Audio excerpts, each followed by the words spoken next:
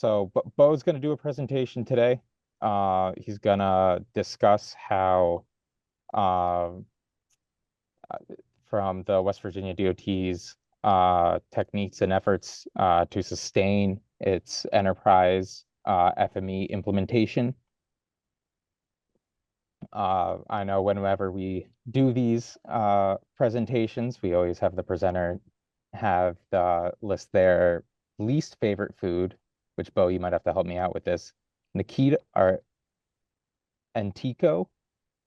Yeah, pretty close. Okay, all right, Pretty we'll take close. it.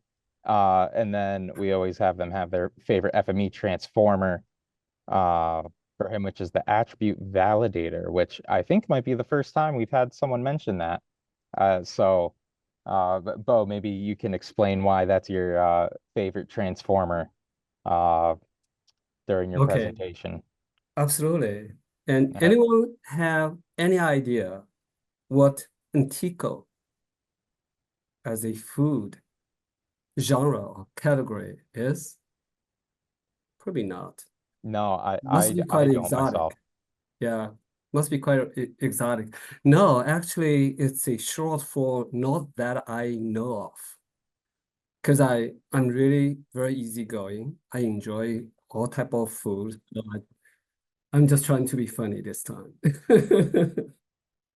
Well, If you don't maybe mind. next presentation there'll be something there. Maybe you'll try something and you'll be able to add it in.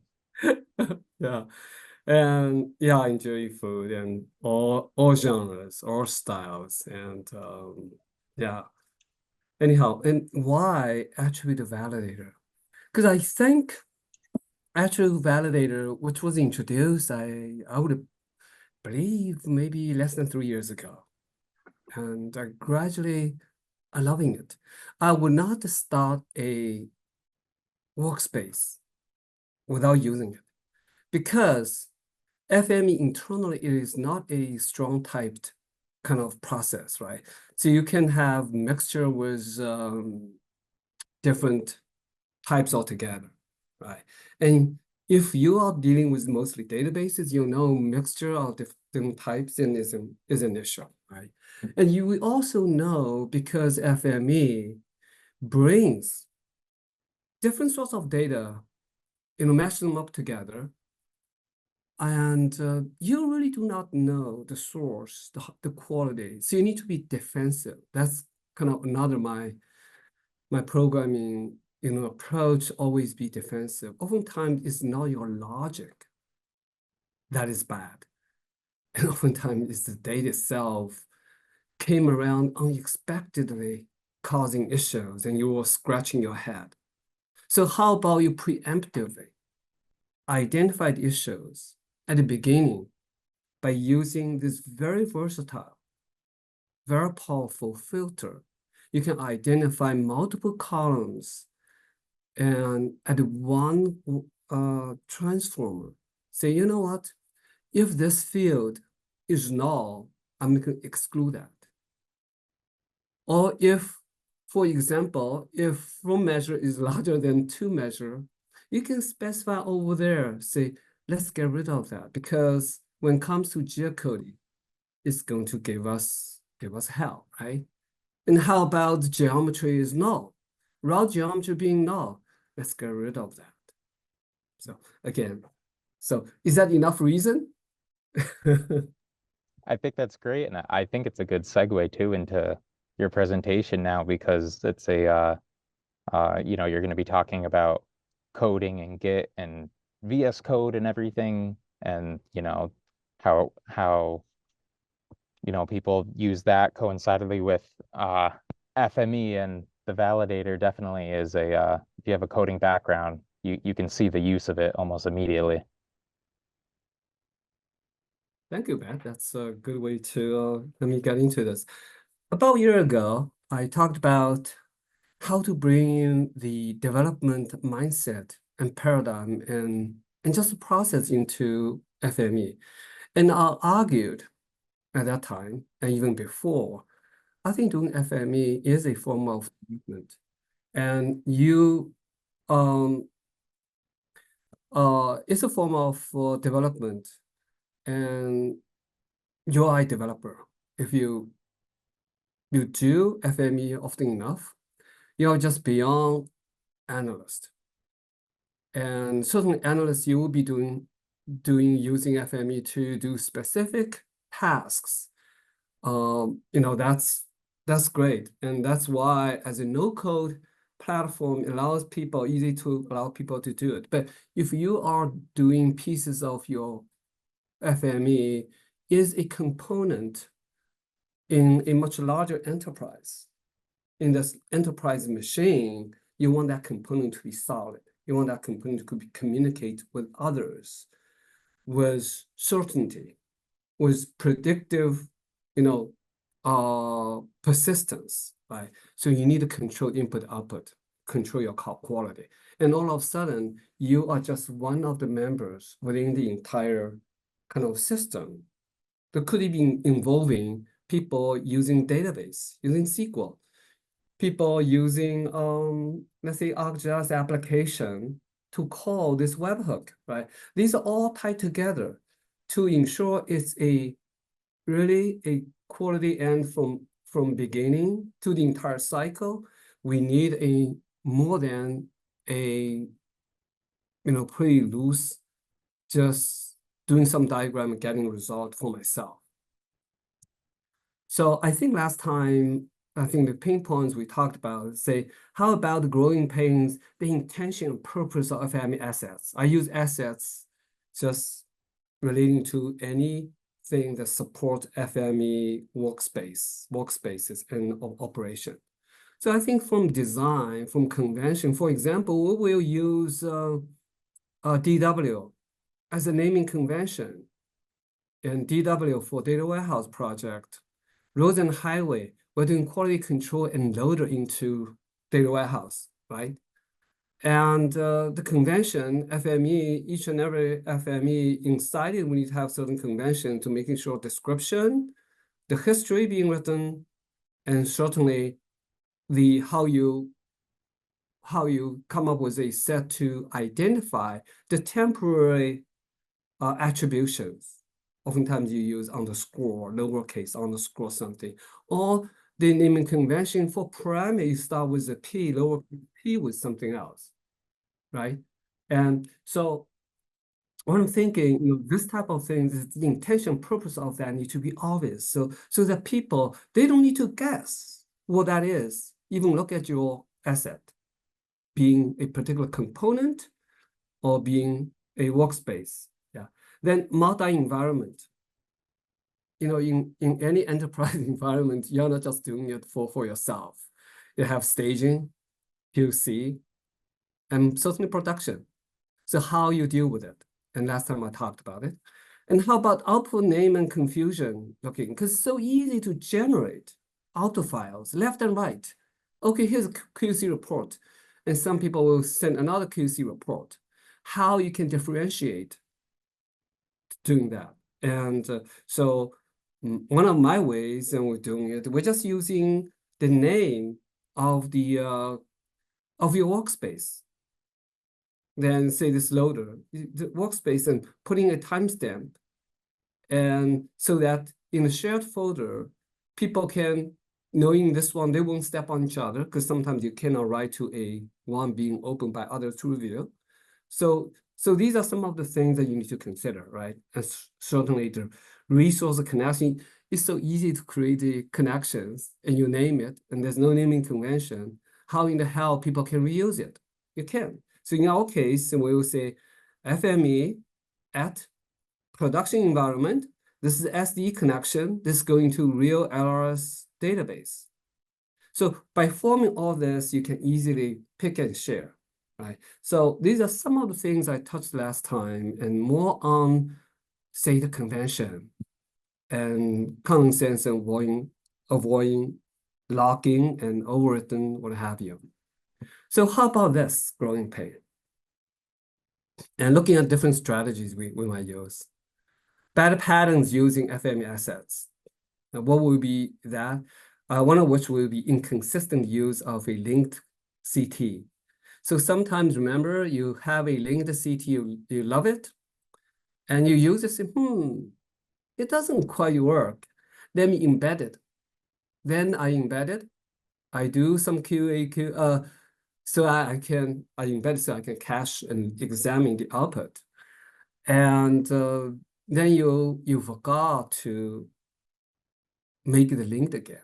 Or you even made changes just to make this work. Then you know what? I think you committed one thing.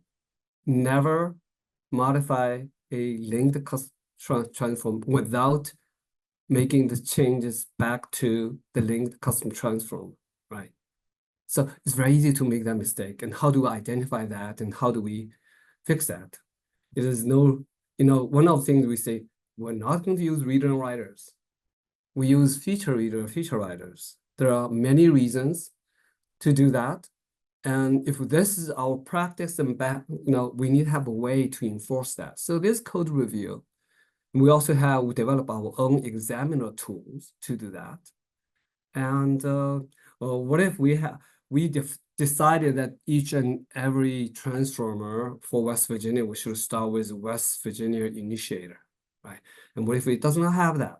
So, and things of that nature. So I think code review, examiner tool. Then how about unmanaged production development? So up to this moment, and prior to our recent reflection and decision to change, we have a publicly open folder, well, not truly public, okay, open folder for our group, many people, just beyond developers, and just analysts and few others, and having all the production grade FME there, because we do have people using FME to do analysis. We didn't deploy everything over to FME server or FME flow. And so we easily found that some of the assets got renamed, removed, or changed without any control. That's another cardinal thing in a real developing environment. So we need to do something with it. I think source control is right on. Yeah. And also some untested things going there because it's wide open. Yeah. And it's obvious that we need to do that. And FME Form is inadequate for team development. Why do I say so?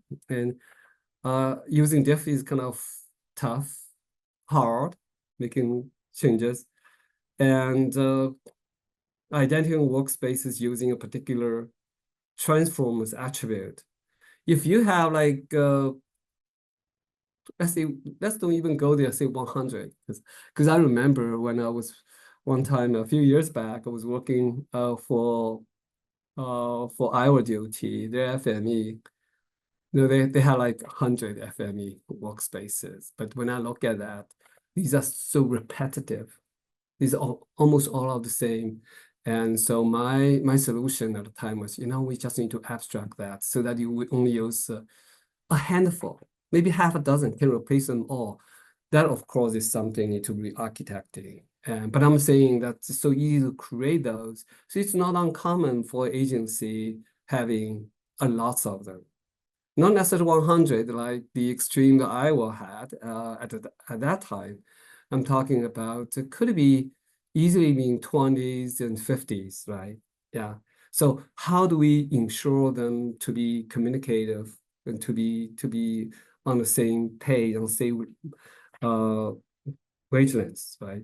And we cannot search for that. So we need a better IDE that allows us to see the dependencies between the custom transformers, linked custom transformer versus where they are used, how they are used. And of course, FME Form, you can consider FME Form as a IDE. Kind of you develop, you test, and you can push over to the cloud for FME server, FME flow.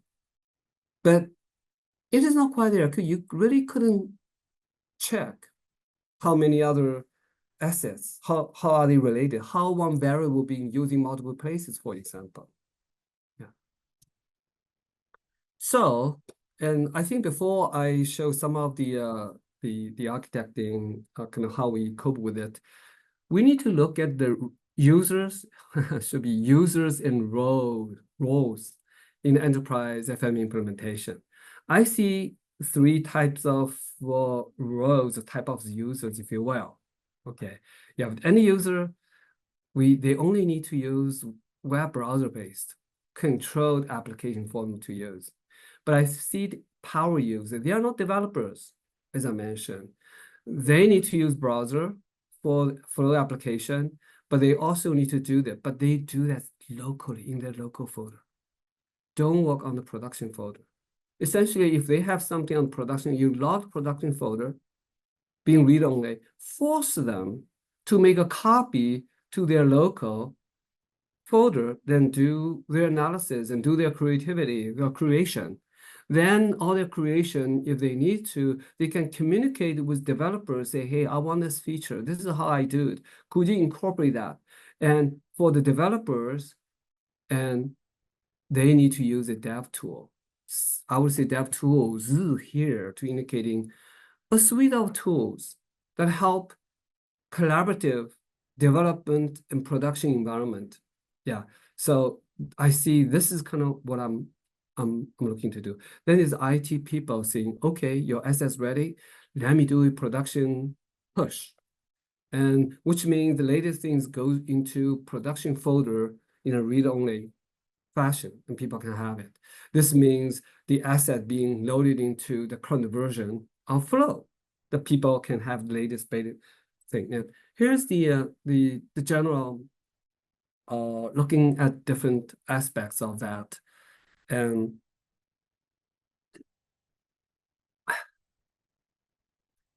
so we have GitHub at the center.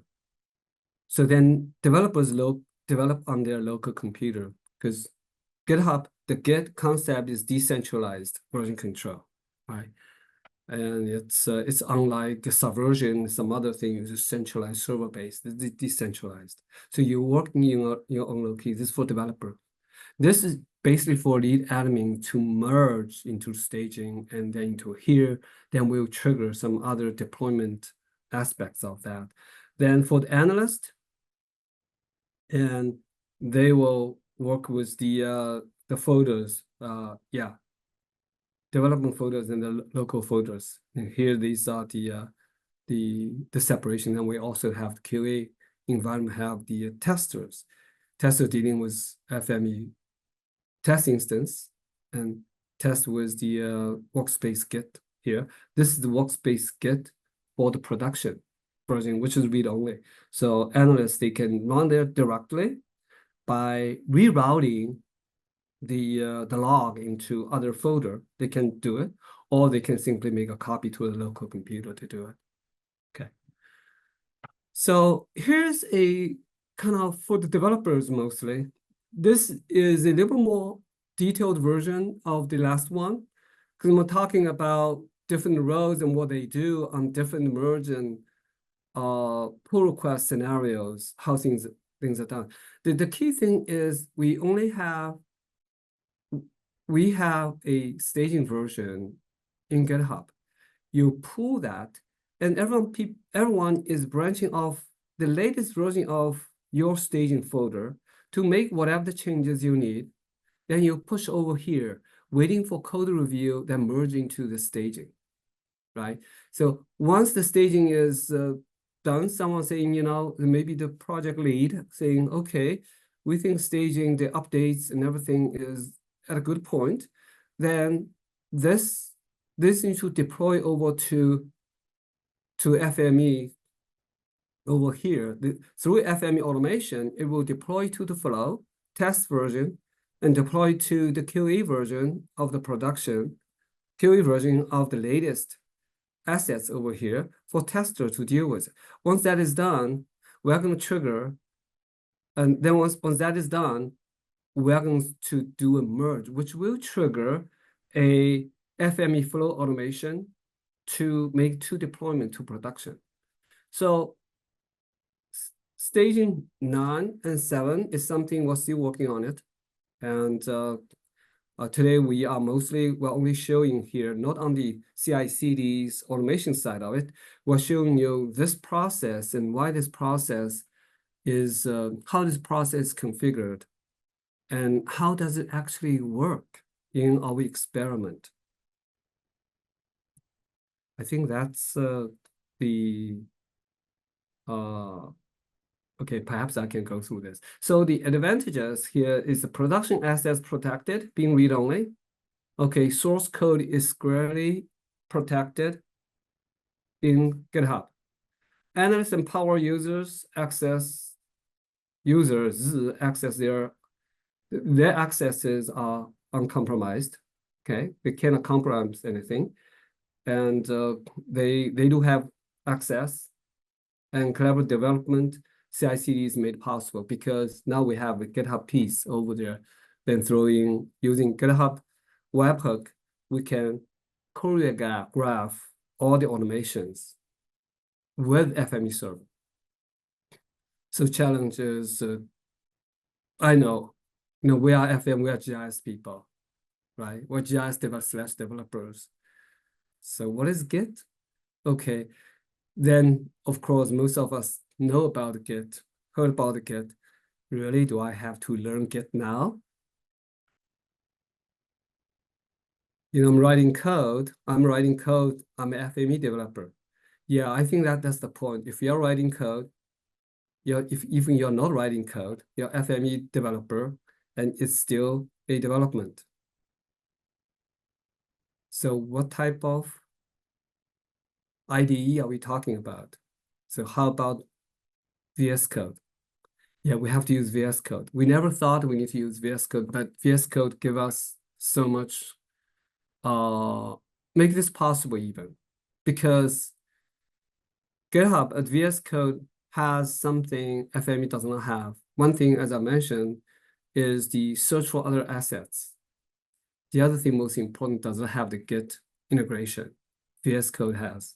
So with that, I'm doing some live coding, and I know this is hardly readable.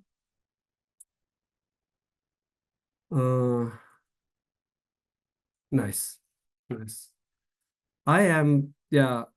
is West Virginia's computer. I'm going over here inside it. And so for one thing, and this is our GitHub folder corresponding to our repository. So at the moment, what we have FME and also SQL, because we're dealing with SQL databases. And so we can put all this asset, not only just FME assets, but the SQL assets.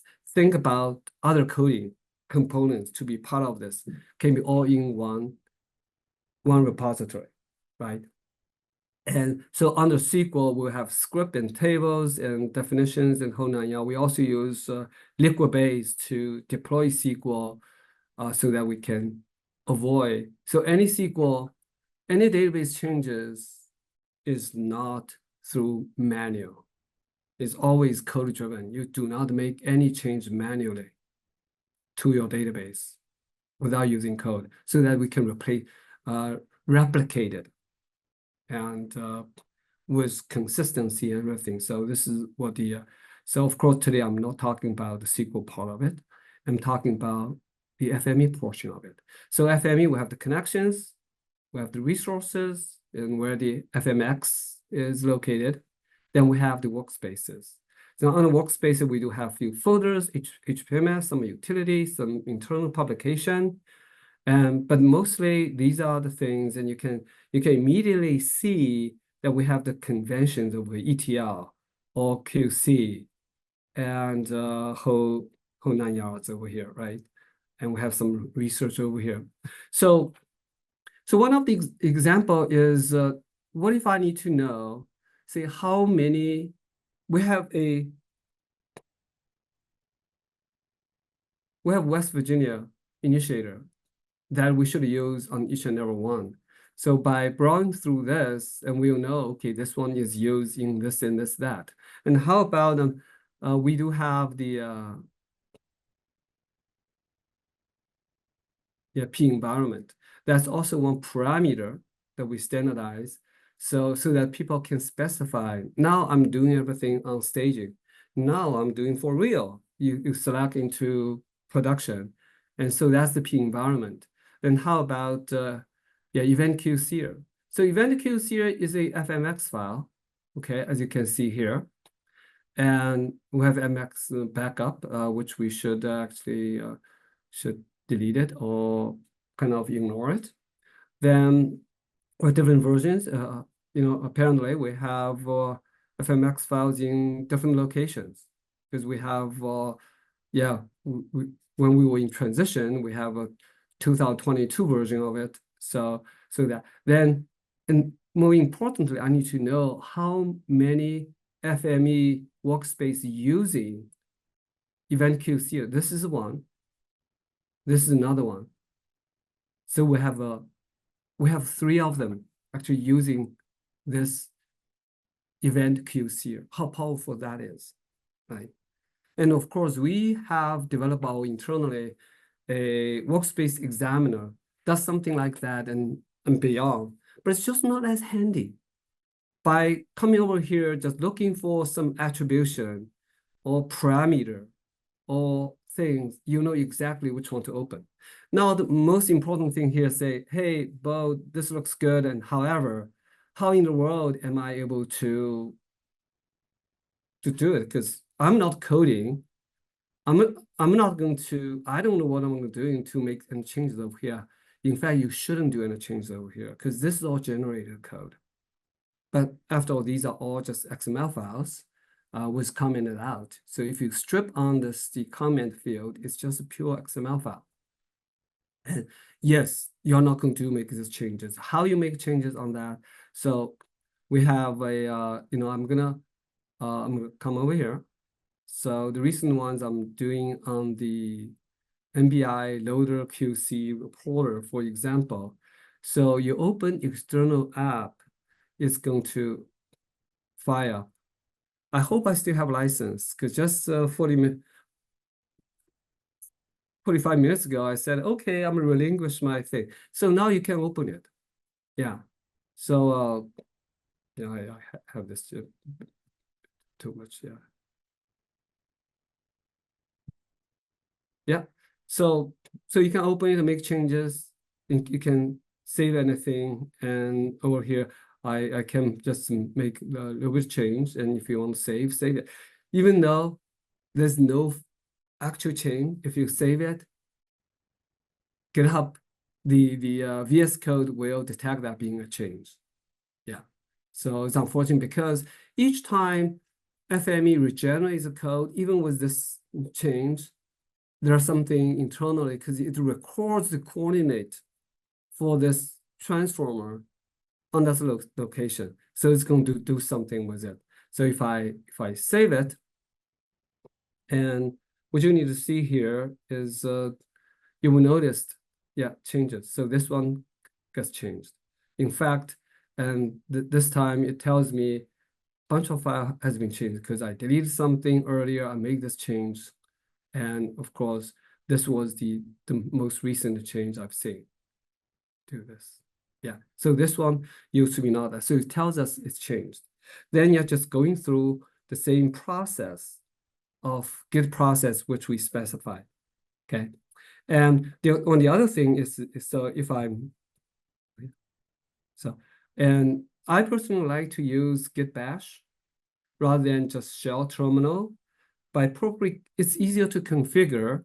And most importantly, you can, we always start with, let's say, we're going to Git checkout. You can actually have, because Linux kind of environment, let's say a FMET test, right? So we are starting out, essentially we come off the staging. Now we have this FMET also tells us we are in this environment, in this particular version. Now the changes, you can push the change into this version. And before we do that, we can even do a give status. So it tells us there are a bunch of changes over here. Now there are Python research and what have you. And we can, if we configure it right, we can do git git diff, and it should launch one at a time, seeing the difference between the tools. Yeah. So it's telling us, okay, this guy here has changed. I think it's only a very minor change, really. Yeah, it doesn't really, you see the difference over here? It doesn't really, because there's no actual change, okay? But simply because the location, it couldn't highlight which one gets changed. If I change any configurations, it will show us this two gets changed and you can do merge and what have you.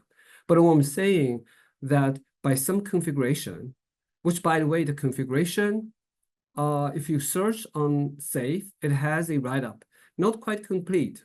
It appears to be more towards Linux environment. So if you're not Linux, like myself in Windows, there might be some tweaking. And but if you use, as I mentioned, if you use, so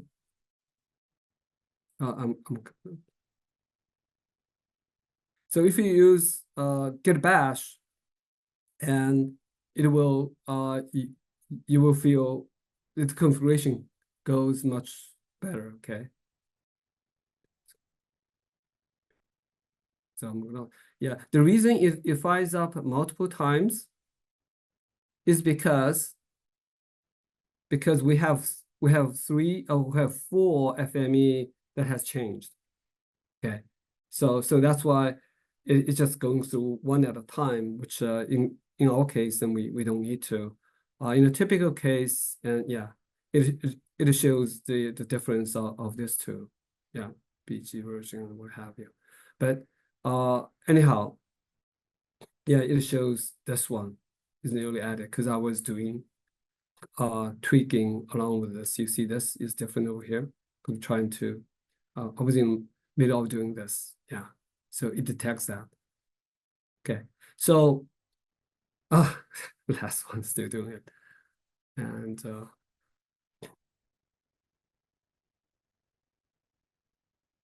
yeah, see the difference over here, dynamic. So anyhow, so that's yeah. Of course, when we commit changes, we push over to the GitHub under your own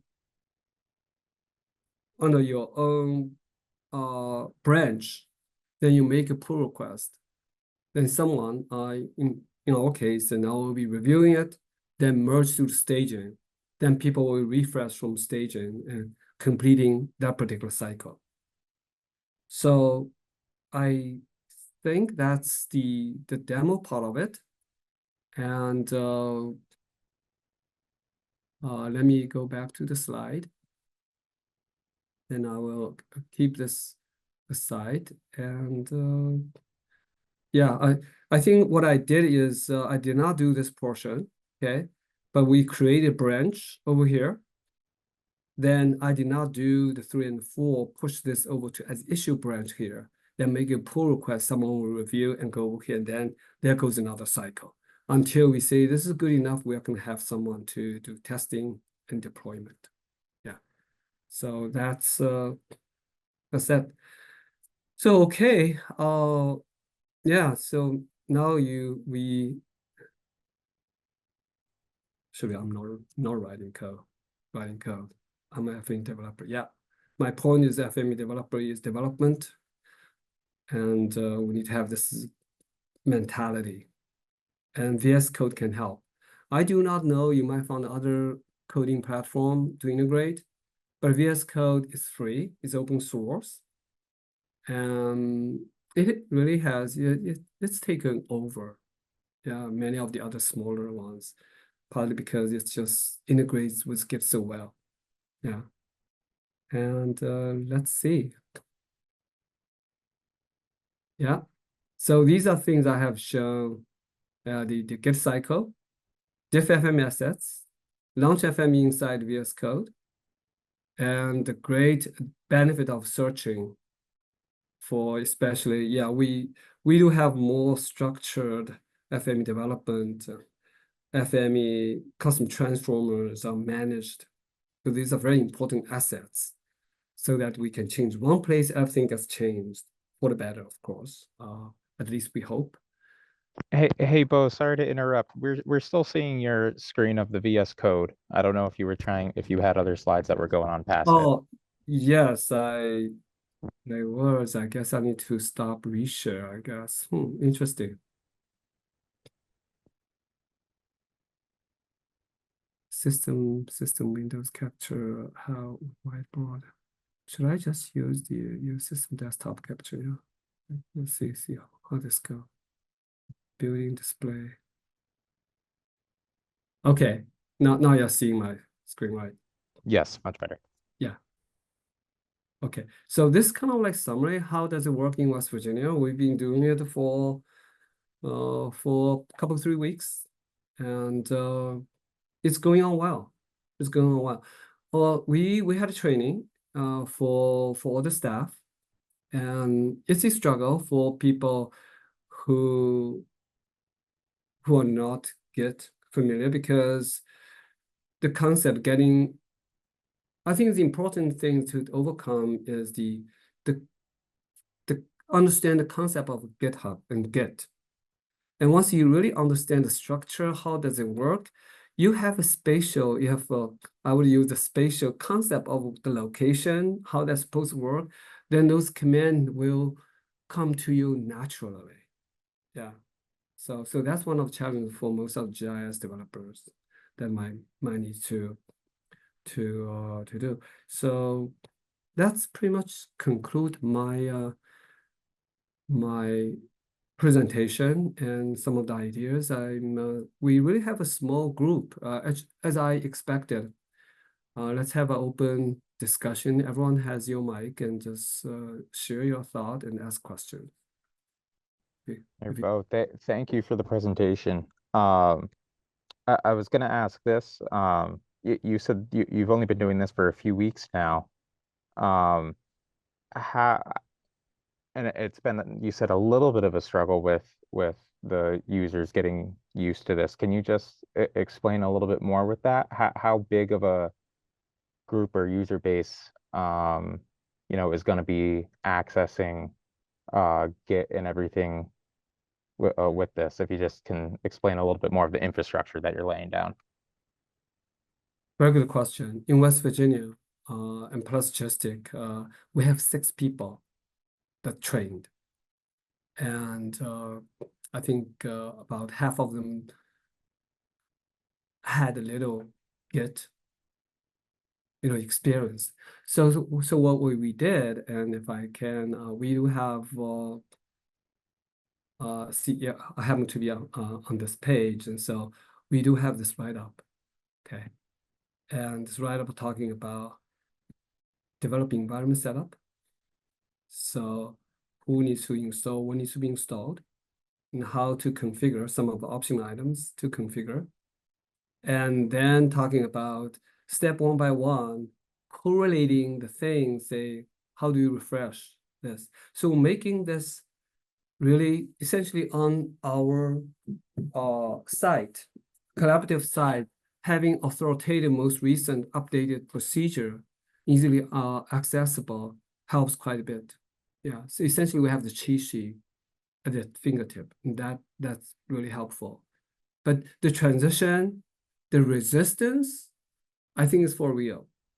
Yeah, and certainly need to get buy-in from the top GIS managers and just managers saying we have to do this and we need to go.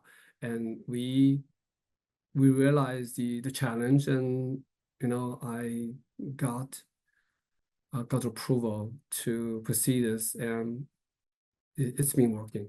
Yeah.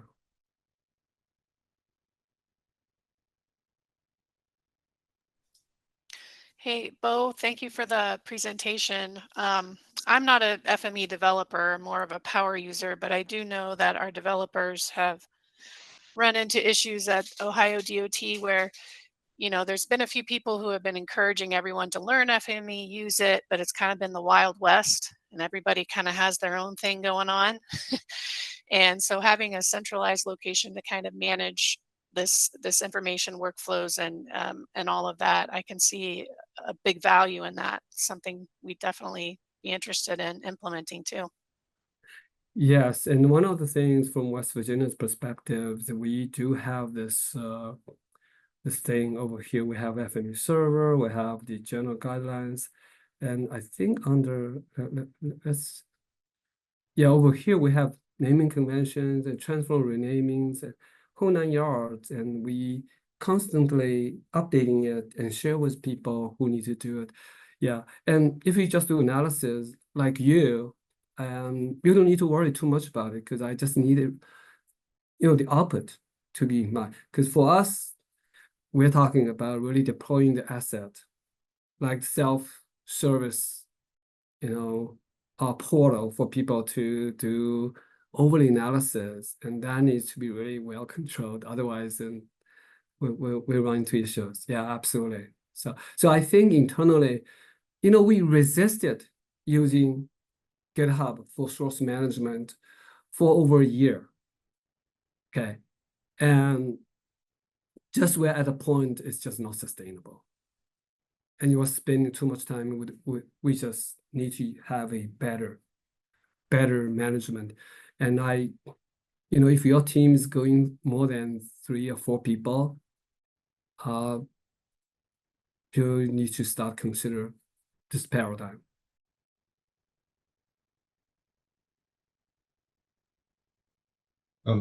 Hey, Bo, this is Adam. Nice to talk to you again. Hi.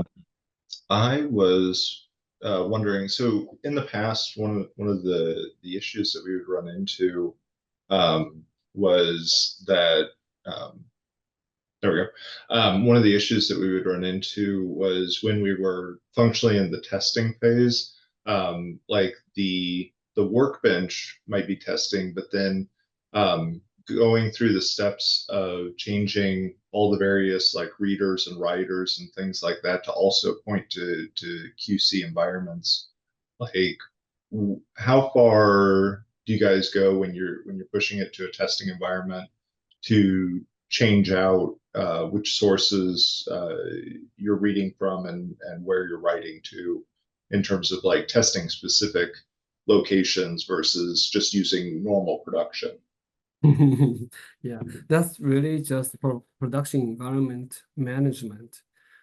And what we have for testing, some people say QA or staging and production, right? And those 3 environments, we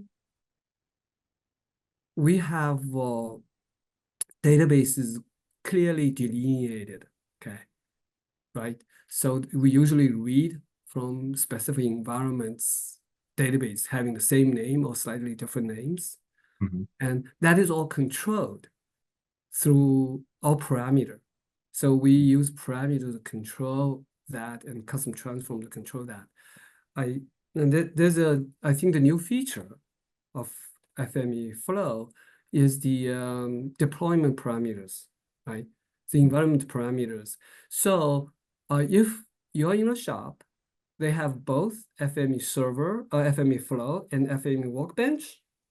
They can actually set up the deployment parameters on the server, and then you can switch, over locally.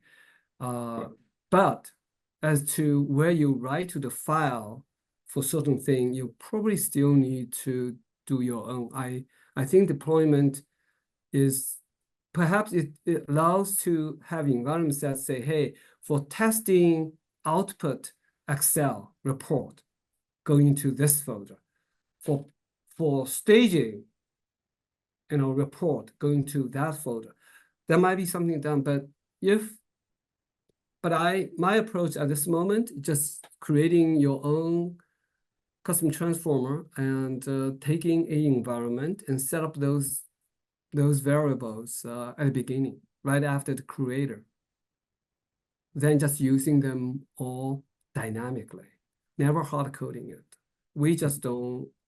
In fact, one of the things I was going to show that we actually had some hard coding. So yeah, I did it. So if I'm going to say FME, no, FME at. Yeah, so anything is FME at directly over there, the chances are, if we have multiple places, we don't have a lot. So these are hard coding, we're not supposed. And this connection, and for this one, curve and grade overlay analysis, this is supposed to be controlled by a connection that points to the value of this connection rather than hard coding it. So this is another way I say, wait a minute, we're hard coding it.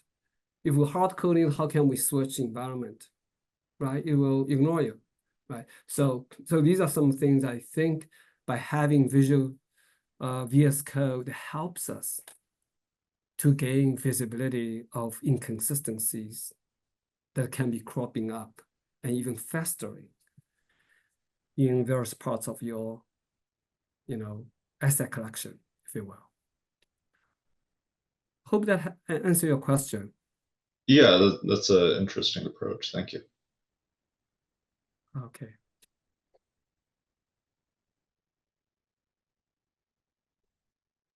We have any more questions for Bo?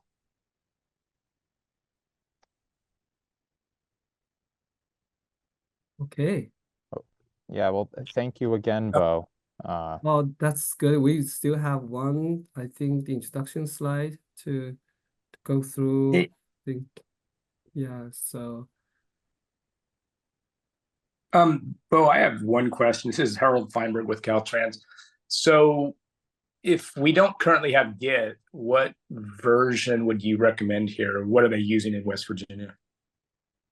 Which version of what? GitHub. When you go out there, there's like a free and a pro and an enterprise. Can you get by with just the free one? Oh, yeah. Yeah. In fact, West Virginia, they have their own, one of the staff has their own, any agency can open up it. As long as you keep your repo public, it's good. Yeah. Okay. And organization one, it's getting pricey. And organization one give you a little more control. And I found so far we avoided any, we're only using pretty basic integration, GitHub integration scenario. So you should be good. Okay, cool. Thanks. You're welcome. And next event will be two weeks from today. And I don't know. We have so many things we can talk. Not necessarily. I'm always looking for volunteers. So, people over here and have anything to share, that would be great. And so if if not much, I will be filling with something internally. And recently I've been thinking about different FME patterns and how we apply those patterns and how and the benefit of distill to certain patterns when we attack any particular application that can be helpful. I can talk about that. Certainly there's many LRS related interesting things, rules management, and I think one time talk about West Virginia's transformation from one network to another network, and paging API calls and what have you, and perhaps talk about FME data type. Are they really data types? How data type is managed? And certainly by then, possibly we can have CI/CD with FME. That would be really cool. In fact, my colleague Fritz, who must be also online, and we're working on using GitHub webhook, firing up FME flow to do the deployment. We had some success, and we are still in the middle of it until we've been distracted with other more urgent task assignment. But that conceivable by then we will have a CI/CD kind of portion of it we can share. So, but anyhow, so let us know what you what type of topics you like. again, we said this is via a GIST, and our logistic, myself, my interest, and are squarely in FME transportation, but not necessarily the techniques. And techniques, some of which is more generic, right? So just a programming and paradigm and FME, general FME. So I hope that's okay, but we love to hear from any of our other experts and whoever want to share their stories and their approach, and that would be wonderful. So am I able to convince some of you to stand up and next time?